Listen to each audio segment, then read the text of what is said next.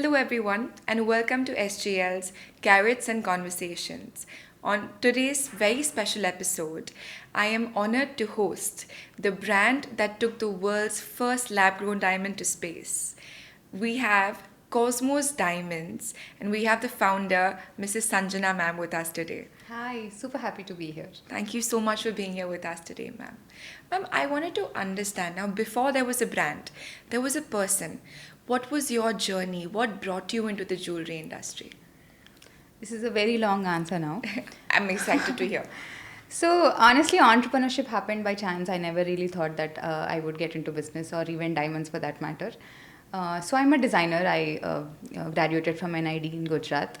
I come from a business family. I'm Telugu, grew up in a small town called Tenali, if you know Tenali Raman. Yes.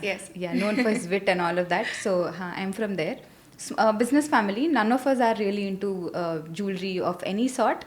So somewhere around when I was 15, my family suffered my dad actually suffered a lost brain stroke, and it was a very difficult time. And my mother, who really did not have any exposure into jewelry, neither had the qualification or education or anything that makes her a jewelry designer, but she was inherently very creative. So the town where I am from, there are great craftsmanship. Like many people actually migrate from there, and a lot of manufacturers source from there, and all of it. It's known for silver karigari and gold karigari. So she picked up a few craftsmen, and she started designing her own jewels.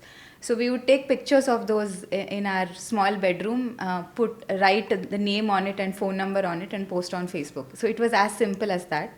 In the next few years, she's actually managed to build like 5,000 customers over WhatsApp.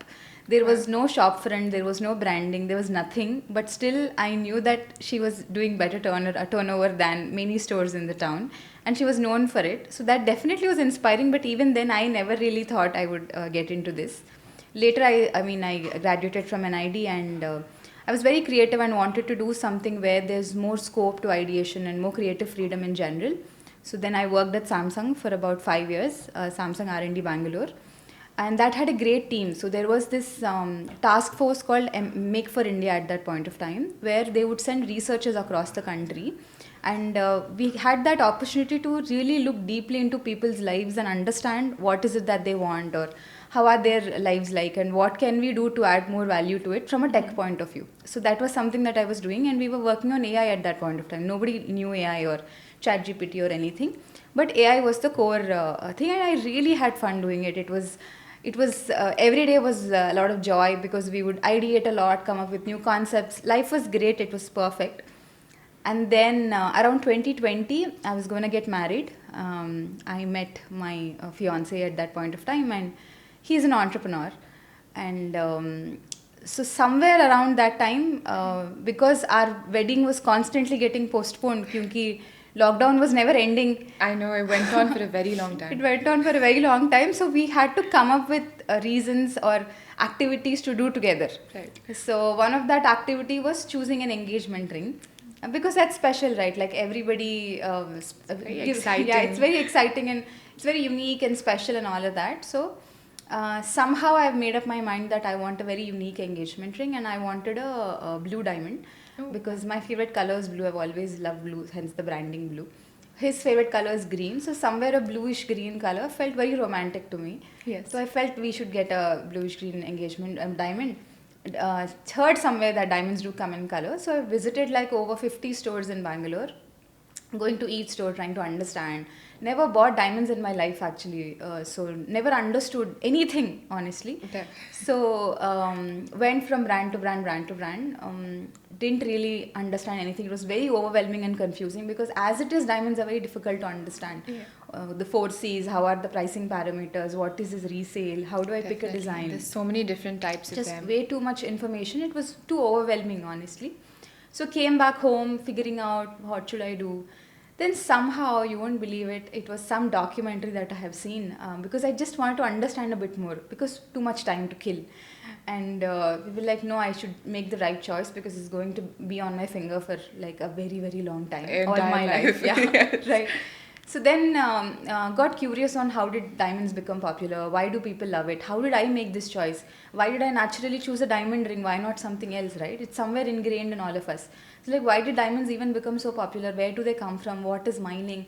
What is the whole history and origin behind it? And somewhere it didn't feel very comfortable. The especially the sustainability aspect, and I felt like there could be a better alternative, and somewhere read the concept of lab grown diamonds. It was very very new. There were no brands. I think there was one or two brands that existed at that point of time. The concept was not known, but if you've read the book Alchemist, Yes. a lot of Middle Eastern countries believed that the highest form of sorcery is if you could turn metal to gold. Right. So when I heard that you can grow diamonds, that was the first reaction. That what, like this is like magic. Like how can this be possible? If there is a way that this is happening, this is how I want it. I would not want to mine it, and this is literally magic. Like I would want that on my to actually represent my love or whatever. So started searching ki I will buy a lab grown diamond ring, and went to all the stores asking, can you please suggest me a lab grown diamond ring? I want a blue diamond. 90% of the stores gave an answer that they are fake. Yeah. They are fake, and I remember, I don't want to say the brand name now. A gemologist came out and he told me that lab grown diamond means it is a company.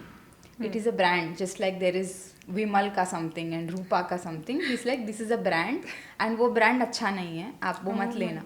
I was like, I'm definitely more informed than this. This is a blatant lie, and is a very aged gemologist who's telling me this in a very reputed brand. I was like, oh my god, there's way too much misinformation. There's a lot of stigma around it. A lot of stigma, and people are confused, and in general it's a very big purchase. You don't know who to believe, misinformation. So I felt like, oh, this is too much. I'm not going to let this be.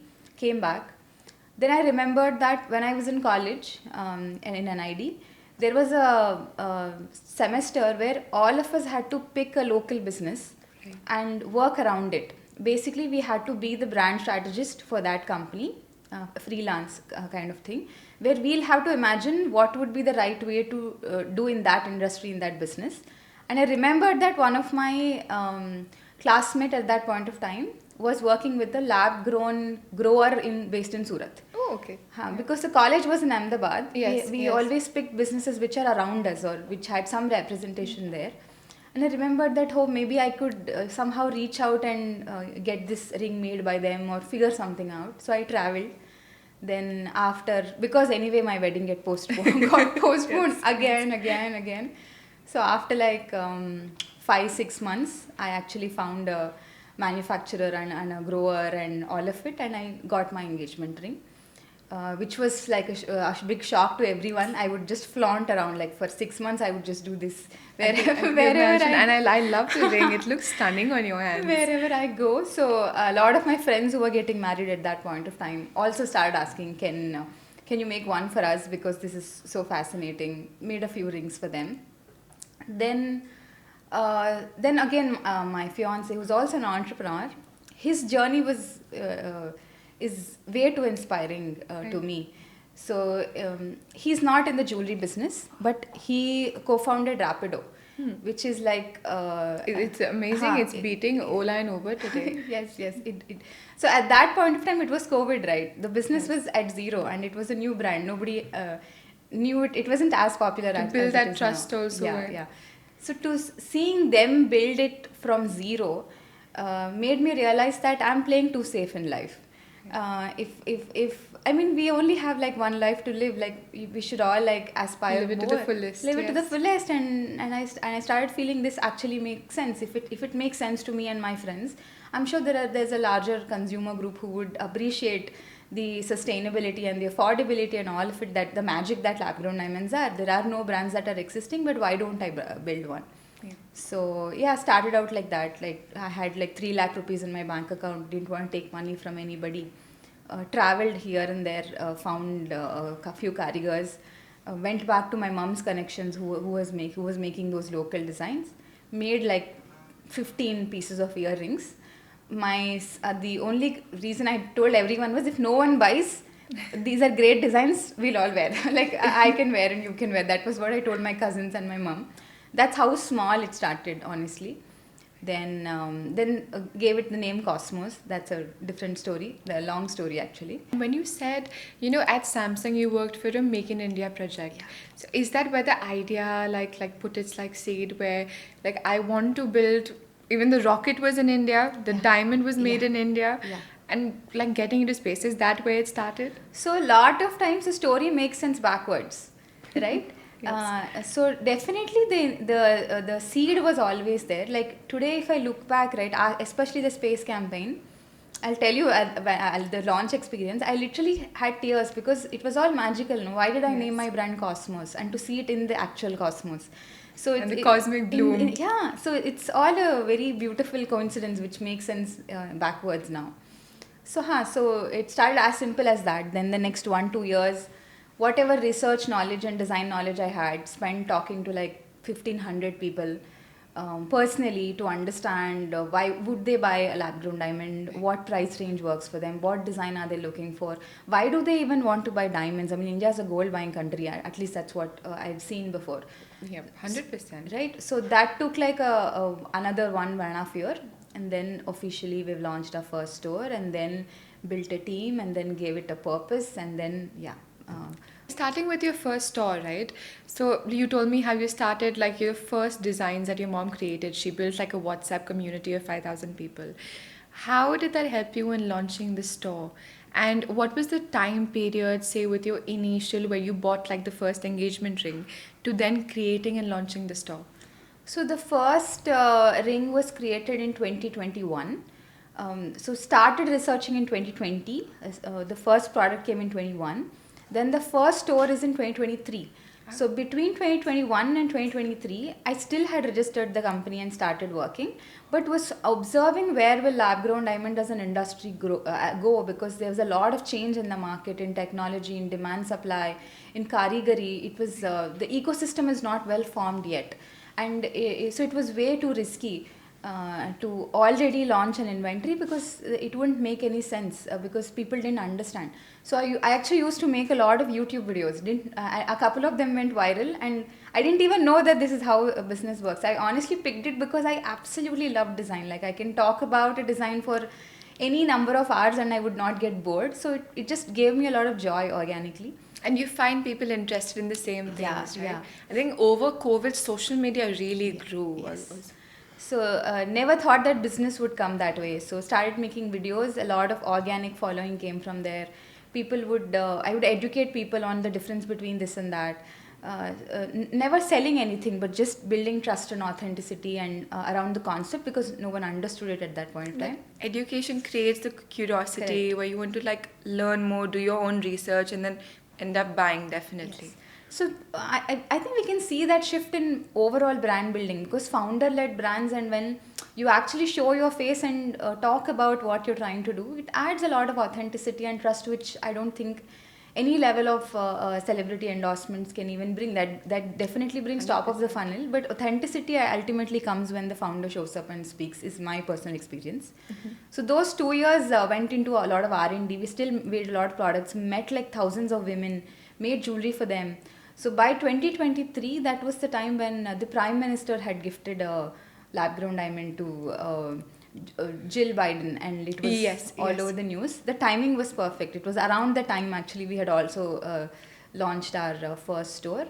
So I think from my mom's experience, definitely it was, at the end of the day, it is design and people. It is people. Everything is people. The connection is what matters. Correct. So understanding what they want and how to give it is the primary point in business, and definitely that was the experience of those 2 years. By 2023 was when we launched our first store.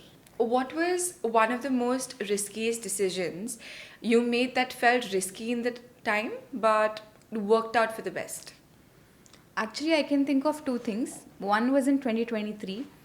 After speaking to so many women, I was sure that this is going to be a big hit, and the timing is right, and the opportunity is just starting. But that conviction wasn't there in everyone, and I didn't want to let anyone decide. I feel that's true for most things. Whenever there is something new, right, it comes with a lot of doubts around it, and people who would pull you down and whatnot. So 2023, when I had to start my first store, didn't want to take money from anyone or anything, but I knew that this was going to work. So I kind of I took all my wedding jewelry, melted it, and made my first inventory. My mother was super surprised. She was like, "Why would you do this? Don't you understand what is happening with it?" I told her gold is going to become gold only, but I think that inventory now has became many times over. So it is a risk at that point of time, but it paid off very well. The second is in 2026. Uh, Now when I look at brands, I think there are over 100 brands in lab grown alone in India.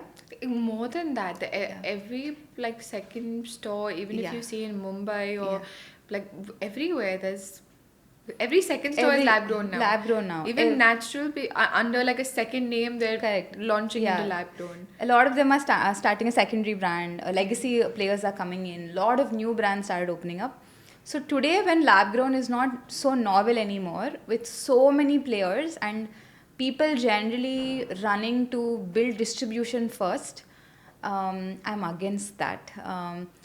Honestly, at least with it's not difficult to raise capital with the numbers or with everything that Cosmos has today, but it's a conscious choice.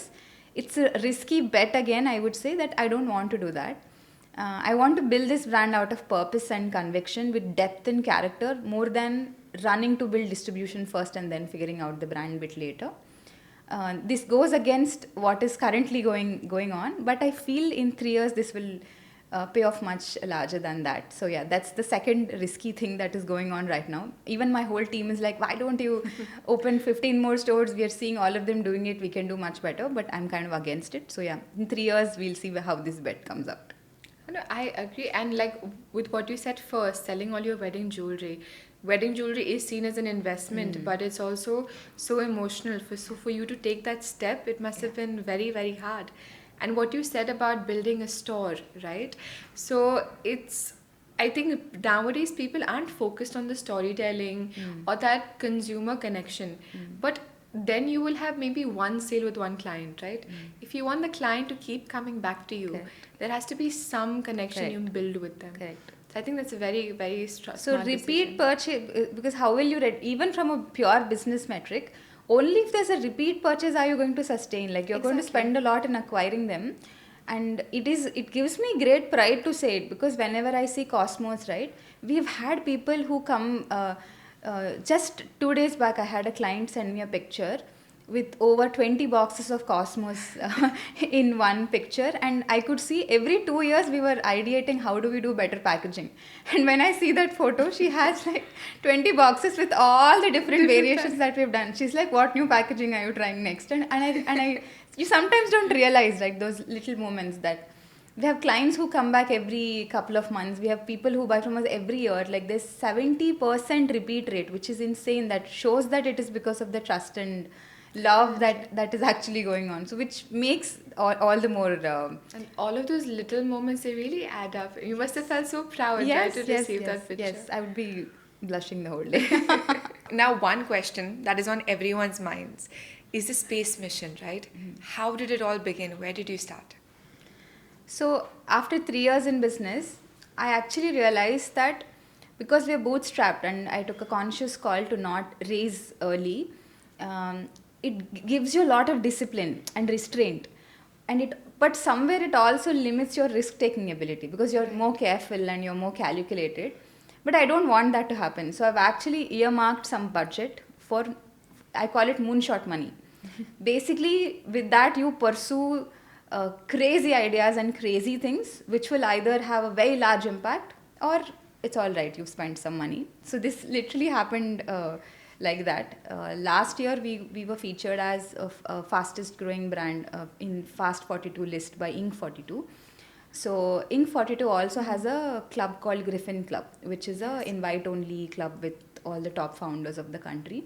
There was an opportunity that came via that where you have to, it's a collaboration basically to make some souvenirs and brooches for the founders who are visiting. And so I was also invited to be part of that event. And that's where I met Skyroots founder Pawan, who's an amazing person, to be honest. Now he's being called the Elon Musk of India and whatnot. But way before that, a very awesome and humble person to speak to. So casually met, and because the name of the brand is Cosmos, and he would be like, "Is this also a space company?" And he's like, "No, no, this is a diamond company." And he was telling how the next big thing in India is going to be space. But they're generally also right. Out of all the technological areas of innovation that we have, I think space is something that the nation celebrates. Exactly. Whenever there's a successful space mission, it's not for the industry. It's like the entire country, everybody responds because it's a huge milestone for the whole humanity. So he was saying how the next thing would be opening space for all, and somebody who has no understanding of it is like, what is opening space for all? So I was just a very casual joke, honestly, like twinkle twinkle little star. So like a diamond in the sky, right? Like how Right. would you put a diamond in the sky? And he was like, that's a fascinating idea, like why don't we pursue it? But he was very clear. He's like, this is a first mission, which means the chances of success are less than 0.01%, because no company so far has been actually able to put a rocket out there in orbit in their first mission, which means most probably this will be a failure. It was very clear, which is something he told in the first conversation and kept telling again and again. But that also makes the opportunity more exciting, right? Which means if it works, it becomes like it is the point not one chance that it will have that much more impact. So then I read a little bit, then saw that US, whenever a lot of Apollo series missions, they actually sent cultural payloads as part of the missions. Yes. Especially when there is a historic mission, it is to often convey meaning and often to send a message. So later, the more that's it. That was a very basic conversation. He really liked the idea of first mission. Let's put a diamond over there. If you want to make it, you make it. I'll put it. That was as simple as that. But the more I thought about it, it really came together. Certain ideas, like one is The lotus, exactly, the right? lotus, The cosmic bloom. How did that come into place? that the whole process actually took more than a year. Multiple delays, a lot of paperwork, a lot of tests, and I mean, it's going to space. So Yes. lot of engineering and design challenges that had to be addressed before actually getting to the orbit, along with all the confusion and the fear of maybe this will never happen. Along with all of that, so it began so simply, but definitely when I started thinking about it a little deeply, it was more about sending a message, right? Because it's the first rocket that is made in India, designed in India by a young Indian startup whose average age is 28. So if it actually goes in the orbit, it is going to make history, and the whole world is actually going to pause and look at it, because India will become the third country to have such a capability. So if you put a diamond over there, and that too a lab grown diamond that is grown in India. Now if you look at diamonds in India, 90% of diamonds are cut and polished in India. Yeah. Even way before that, diamonds were originally found in India. Yes. Later they found mines in other countries. So until a certain point of time, India had monopoly. It was the only country where this was possible. Later that was lost, and we became the karigars. Basically, we are the cutters and polishers and whatnot. But now that growing is possible, this magic that is growing, that is possible, you can actually own the entire supply chain. So you can proudly say that this is an original, grown in India, made in India, designed in India diamond, which will be sitting in a designed in India, manufactured in India rocket, which is both are amazing technological innovations. Yes. So it felt, the more I think about it, it felt like the absolute right platform to actually put a diamond in space, that too lab grown. It signifies Bharat to the world, right? This is the new age of India. So it made all perfect sense. So I was clear. Then the design bit, I told to our team that this might happen. None of them believed me. They thought I'm going to. This is one of my crazy brainstorming activity where I tell them, why don't you imagine a diamond going into space? She's like, she's done with all other activities. Now she's giving us space to brainstorm. So nobody took it seriously. They thought it was a joke. Later I had to tell, no, this is an actual collaboration. I spoke to the founder. This is going to happen. You have to really put your brain into it. Then ideated many designs on what would actually make sense. So one of the thing we had in mind was, if this goes up, the whole country is going to watch it. There were 5-6 designs that we took till the last phase, but anybody in the country should be able to recognize and own it. I could make a very complex and beautiful looking thing, but it will be a work of art. Nobody would, maybe it will not connect with a pani puri wala in Pune or a rickshaw puller in Coimbatore or a businessman in Delhi. Whoever looks at it, they should be able to recognize it and own it that, hey, this is, this is something we know, this is the design that I know and I like. So it has to be so simple and something that everybody knows and connects to. So such designs are very rare.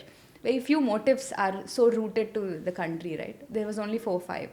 And then the challenge of nobody tells you how to design for space, right? If you're doing a pendant, there is a point of view. You're going to look at it from the front, and this is the emotion, this is the brief, this is the budget, something. So if you're sending it in space, you don't know what do you like. So is that where mounting it on a plate came? Yeah. So how does it stay? Like the team is like, figure it out. You figure it out. You tell me. You get the diamond. You figure it out.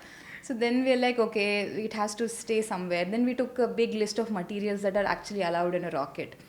Glass is not allowed. Fiber is allowed. Aluminum is allowed. We made one, and we actually made 28 plates to figure out which one will actually fit, and over 100 sketches and 11 different lotuses to see which one is making sense. Even the lotus, it was chosen because that was the only design which looked good from every angle. Yes. Very symmetrical. Very symmetrical and beautiful in every way, right? That too in that phase where it is blooming, where it's very layered and it has 3D, and you can look at it from literally any angle and it would still, you can still recognize that this is the design. It will not lose its integrity. Like you said, it represents India beautifully. It represents India, exactly. And it's one of the most ancient motifs that India has. Like if you look at temples and architecture, and it's, I can go on. It's the only thing you see with divinity. Like you see Brahma on it, Lakshmi is on it, Saraswati is on it, Buddha is holding it. And there's a story that says that the whole of universe came from the center of a lotus. Yes. So all of it made sense. And then the plates, we tried multiple plates. We finally came to aluminum. Then the thickness was not right. Then we again gave to production. Then I was very keen on giving it a blue because that's signature to the brand. But then paint is not allowed. Then it was looking ugly. Then what are the chemical components that are allowed to be in outer space? Then figured out a paint composition out of it. Then got blue in it. Then figured out how to write cosmos in it. And then how do you put the diamond in the aluminum plate? How do you actually pin it? How do you pin it? Like no other material is allowed. You can't just glue it or nothing's allowed. Then we're like, we do screws, right, for earrings. Yeah. Which is something we all know, that's how you fasten things. Like, why don't we do the same thing? Why don't we put an earring screw under it and screw it to the aluminum plate? Yes. So we made that and they really liked it. It was like, ye chalega. But only problem is it can't be your earring screw. It has to be a rocket screw. So we got the screws that are used in the rocket, gave to the karigar and asked him to, he's like, ye screw kaun pehnega? Like, koi nahi pehnega. Nobody knew that what this is like. नहीं ये कोई नहीं पहनेगा अब बस same है ये कैसा है एज इट इज इसी थिकनेस इसी इसमें कैसा है एग्जैक्टली वैसे ही वाइंडिंग्स में चाहिए फिर we made a screw in gold and then attached it to the lotus and then pinned it and then sent it for testing. Then over 9 lotuses were made. 2 passed the test. There was intense stress tests and vibration tests that the team did to make sure that because it has to undergo extreme conditions and pressure. Yes, diamond is known to withstand all of it, but the entire structure and then the prongs, because diamonds might fall out. My biggest fear was I knew that there are going to be other payloads too. Right? And what if a diamond comes out and hits something else or cuts another wire, then major issue. Exactly, like this is a very big issue. So ran a lot of tests and simulations and they loved it. They were like, they kept telling me, right, the chances are very low. This is way too beautiful to lose. It's like, no, don't worry. Like, just go ahead and do it.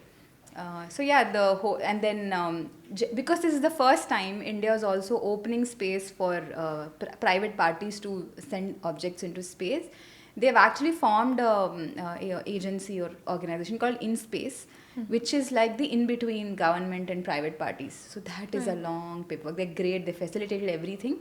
But it's very new. They're like, आप diamond बेच रहे हो, क्यों बेच रहे हो? Satellite तो नहीं है. What will it relay? What will it do? So it's the entire process is like extremely new.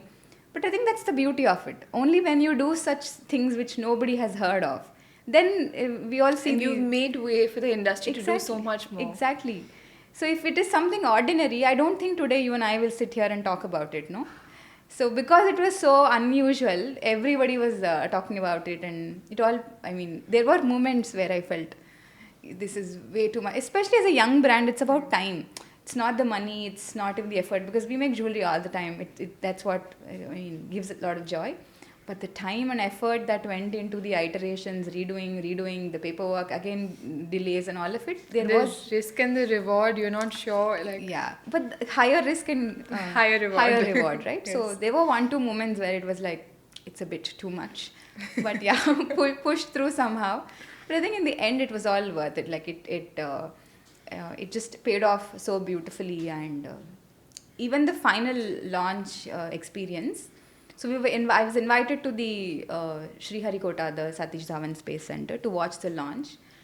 The entire energy there, right? It's just, I think that day is one of the most unbelievable days in my life, because watching, I mean, I had to go back to those few moments. There was a delay actually. If you see the rocket launch on that day, it was supposed to launch at a certain time, but there was a problem, and it got delayed. It got delayed by about 30 odd minutes.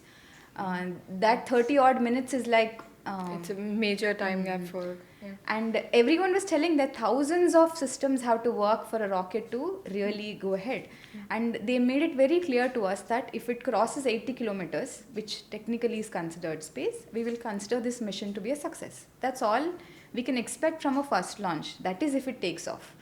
Right? So I told everybody, if it crosses 80 kilometers, let's all understand that something that we have created has actually is in outer space, and that's it. That's a great feeling. We'll get the footage from them later, and that's all the expectation was, and I was all prepared for it. But to see it cross that milestone and go hundreds of kilometers into orbit and complete every possible stage, and the final stage of separation, once it reaches orbit, you could see the payload so clearly. Right. And there was... and the camera was seeing that beautiful lotus with Cosmos written on it.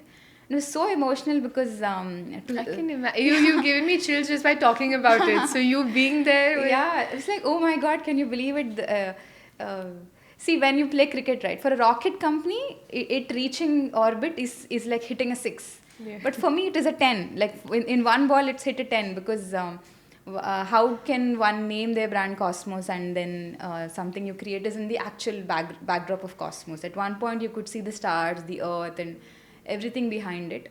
And there was a moment which later Pawan tweeted about it, and I spoke to him too. The sun started rising, and it started rising exactly from the angle of the diamond. Wow. So generally diamonds are all about light, right? Yes. Of course, I couldn't ask them to keep a light on it. You can't. No, you can't. So once it reaches Cosmos, I was just telling my colleague sitting beside me that he was actually telling me that if there was light udhar, it would be so beautiful, because the diamond will truly bloom. Yes. That's why the name was given. And then the sun started rising, and the first rays of sun came and touched the diamond, and for a moment there was light everywhere, like it just blew. The reflection. Yeah. It was too beautiful, and then the sun started coming up exactly from that angle as everyone announced that this mission is a success. So that was a viral moment which everyone started sharing. And I thought this was too good to... I mean, it's like Rajamouli's directing the... No, I have no words for it. Wow. It's too beautiful. So it's like somebody has set the camera angle so perfectly for sun to be there and come up. So I later asked him, is this like planned or what, because it's way too beautiful. And then he tweeted about it later that sometimes universe plans things for you, because there was a delay of 30 odd minutes. Sun happened to be at that angle at that point of time, and it also started coming up from that point of diamond, giving one of the best footages ever taken from space. What are the chances? Sometimes universe does its own thing. Right. So that whole experience was too emotional, and everything paid off, right? So yeah, it was definitely one of the most beautiful days and milestone moment for our brand. So moonshots are worth it. No, I genuinely have no words. I don't know what to say because it literally gave me chills just by you talking about it. And it's a very, very proud moment for Indians. Like you said, India has great craftsmanship. Our karigars, you said that 90% of the world's diamonds are made, cut, and polished in India, right? They were first even founded in India. But still, when people think about jewelry, they think about legacy brands that have been there worldwide. What is India maybe lacking in building a brand that you think we as Indians need to work on? So, to be very honest, I think that is Cosmos's purpose. That's why I'm also taking it slow in some ways rather than pushing for building distribution, because we definitely have material dominance, because we now own the entire supply chain and we've always had excellent craftsmanship. We're the best craftsmen in the world, gemstones, everything is found in India. Leave diamonds, look at Jaipur and the quality of gemstones Exactly. and the variety of gemstones. But when I look at brands, right, I think in the second year of our business, I started seeing a trend. Lot of requests were coming to replicate Cartier bracelets, the nail bracelet, the Van Cleef ka clover charm, and everything. So it made me realize we can actually replicate it. We can even give better craftsmanship and quality and whatnot with the better material, everything. But when someone wears it and flaunts it, will it be called a Cosmos bracelet or a Cartier bracelet? So not just for our brand, when we look at a country, right, we are so beautifully layered and deep and rich. Look at the culture, the heritage, the traditions, the rituals. Every 100 kilometers, you see a different local story that's coming up. We have different goddesses and gods and ancient stories. So beautifully rich and layered, and a lot of our rituals and traditions have very beautiful meaning. But I don't see anyone building out of it. Like today, because it's in a way boon and a bane, because today pick the greatest jewelry brands. Right. If you take the design out, anybody can make it. Can you just look at the design and recognize which one this is from forget lab grown, but overall. So I truly feel what's missing in the jewelry industry is brand dominance and prominent storytelling, and we're not somewhere owning ourselves. We're not being that storyteller somewhere, because we were colonized for a very long time. Maybe for the longest time we were influenced or trying to be a bit western, copying their narratives and their stories, and trying to tone us down because we are too much for the world. But that has to die. I mean in 2026, this Skyroot is just an example, or this collaboration is just an example, but Atmanirbhar. Right. So I feel There's so much of our heritage that we so much don't of- respect anymore. Yes. It often so happens that someone else recognizes it and they follow it, and then we go saying, ha, yes, this is us. We should stop doing that. We Yes. should actually look into our roots and celebrate designs and karigari and our stories. And that brand building and storytelling is somewhere that is missing in our industry. And I truly feel like now my mission and purpose is to build a brand that actually brings out stories and narratives from the soul of India, but with global craftsmanship. So that is what we try to do, and I feel that's a big gap in the entire jewelry industry. When we talk about, say, innovation, right, and building brands and stuff, do you think the next step, the next big thing in the industry is going to be AI, or is it something else? So AI is already the big thing that is already there. The next change. The next change, it's already started, right? Like now ChatGPT writes better content than me any day. Everything is faster. A lot of things, like my son asks his questions to ChatGPT because it will give answers very quickly. So for them this is not even a new thing, right, for the next generation. So AI is already there clearly. So it's honestly it's a very broad. Do you think it would replace designers? No, I don't think so. But definitely, just like what has happened with the content, Right. the original idea is often yours. Yes. Right? It just makes it easier and better. Let's say I have a thought in my mind, but for me to see it manifest or implement it, AI is just reducing the time between the thought and the actual manifestation. That's it. Gives you a framework, basically. Yes, gives me a framework, and it is giving you faster ways to iterate because you can visualize it faster. If you have to actually sit and sketch, let's say it takes 3 days. In those 3 days, you could give those prompts and give your own changes and ideas and add your flavor and make 20 iterations, so that I think we have to get to the mode of co-creating with AI rather than being scared of it. I absolutely agree with that. And you've taught me so much in just this little time that we've spoken. If there's any piece of advice that you'd like to give a young entrepreneur stepping into the industry, maybe this industry, maybe just building a brand of their own, what advice would you give them? So if it's non-jewelry, this is again a personal insight that the more AI and the more, so it is going to be inevitable. AI's rise has already started. It's not like it's going to come tomorrow. It has already begun, and we're already living in the age of AI. And it's only going to get better. It's going to get better at thinking. It is going to give you information faster. Your attention spans are going to go low. There's going to be so much content and information visually that you are going to be overwhelmed. So I feel that the more this happens, we will all be saturated a bit. We'll all be okay with it. It becomes part of life, but you will also crave human connection. The more AI also rises, I feel human loneliness, mental well-being, the need for human touch, actual nature, walking on green grass, all of this will also become far more valuable and important. So if anybody is trying to build a startup, I think you should actually build one which is non-AI, because whoever's building an AI now has already started 10 years back.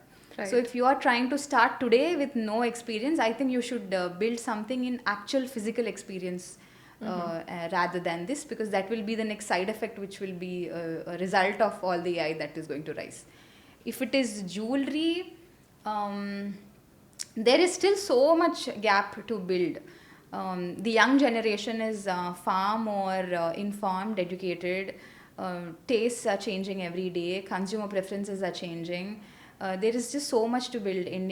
Like I said, it is time for any young entrepreneur who's coming up to figure out what is so Indian that can make a comeback and build around it. So we've all seen how demi-fine jewelry is doing great. We've seen brands like Palmonas create such waves. Lab grown is on the rise. 9 carat is becoming more acceptable. Right. So there's a lot of space. Anybody who's trying to come to jewelry, I would say identify a niche, which is niche today, but you can always build on it. Go very deep, identify an insight, and stay focused on the design and brand, and you'll do great. And do you think certification also plays a role in maybe showing how authentic lab-grown diamonds are? See, absolutely. Especially when the material is very new, you will have to establish authenticity and credibility. Yes, I'm saying that's the same thing that happened with lab grown, right? There's 100 articles that are saying that this is also the same material, it is carbon and it is the same, all of it.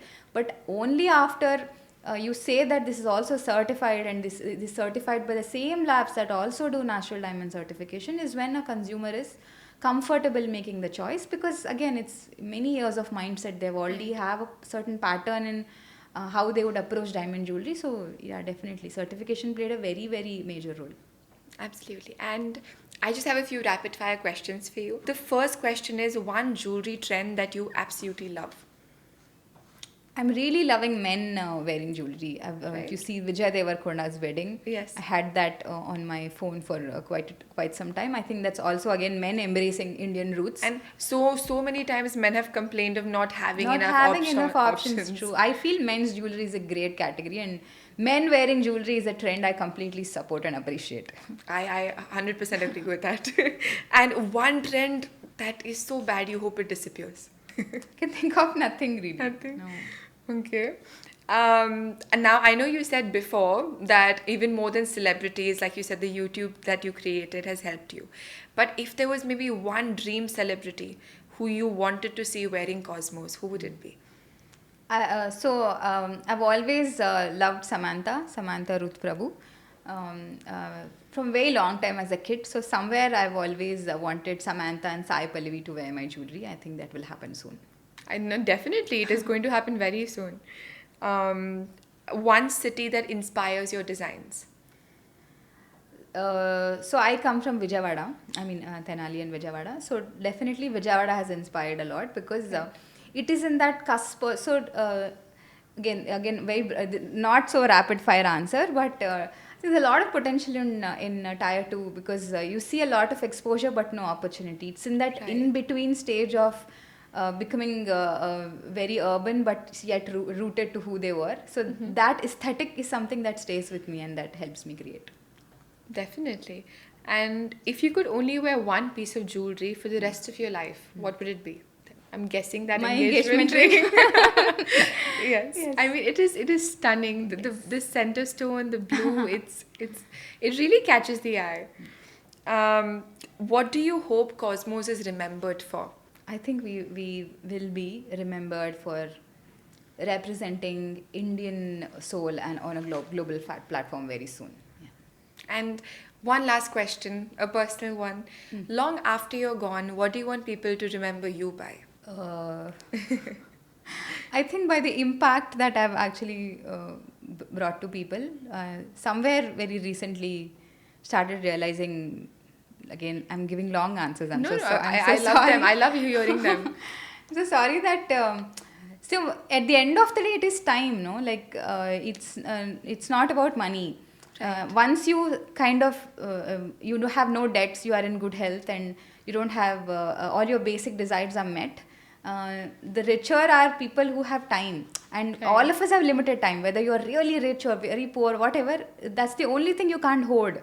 So if it comes to that, I think it is about the impact that you create and the change that you got in people's minds. With the jobs that you've given people, right? With the hope that you've given Indians, and this entire successful mission that you've done, you already have so many things to be remembered by. I hope so. And it was such an honor speaking to you.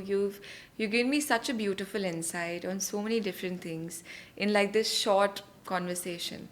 So thank you so much for being here today, ma'am. Thank you so much. It was super sweet and super awesome, and you're such a gracious host. I really enjoyed talking to you. Thank you.